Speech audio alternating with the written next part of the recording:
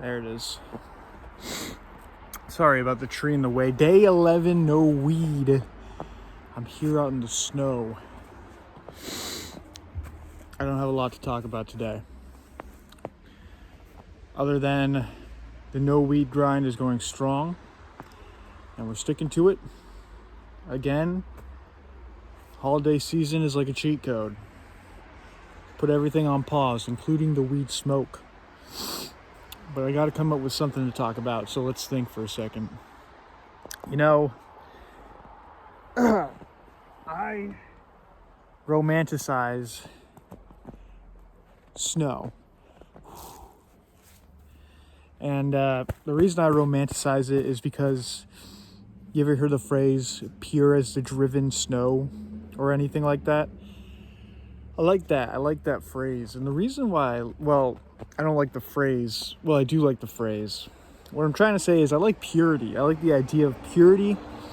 Obviously, it's a completely unobtainable goal, at least by me, and probably by many of you.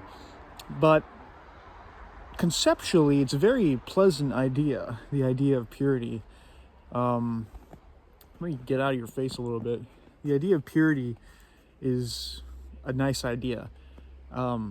With that, you know, I think this is, I never even watched Game of Thrones, but I think it's in Game of Thrones somewhere where it's like purity or excellence or perfection isn't the adding of more things, it's the taking away of things. And the less things that keep you tethered to this world, the more pure you are, if that makes sense. Purity is having less, not having more. Perfection is having less. So when it comes to the ideal of purity, at least, you can't be doing anything, ever.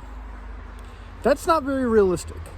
But it is interesting to think about. Now, what is good about purity? I don't know. It's pretty, I'll give you that much. Like the snow, I'm using the snow as an example. It's pretty, okay? It's nice to look at.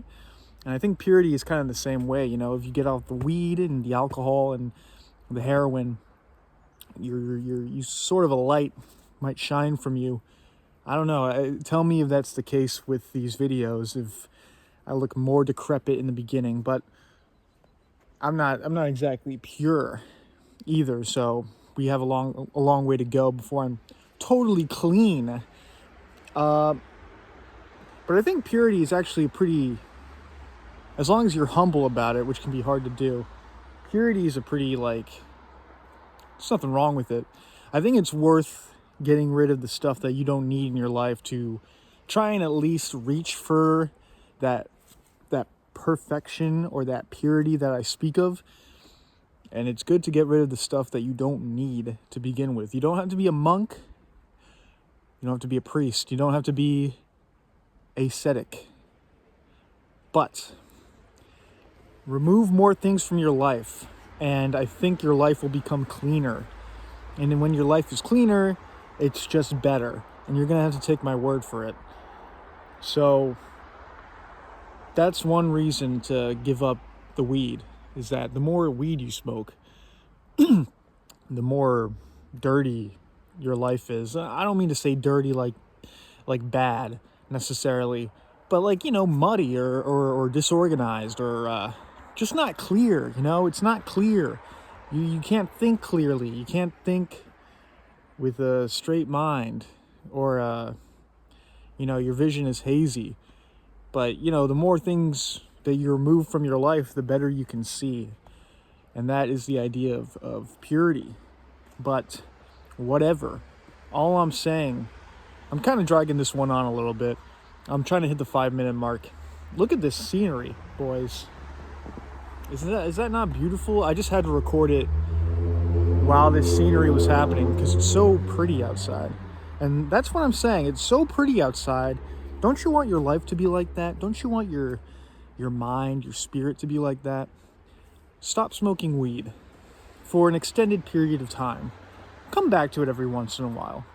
You don't have to be 100% pure. I looked it up. Not even the snow is pure, okay? There's a lot of other stuff in there. But you know, close to purity is close to, what do they say? Cleanliness is godliness, or close to godliness. I think there's some truth to that. So anyway, give up the weed and your life will be more beautiful. And I'll talk to you tomorrow. See ya. If I can stop the video.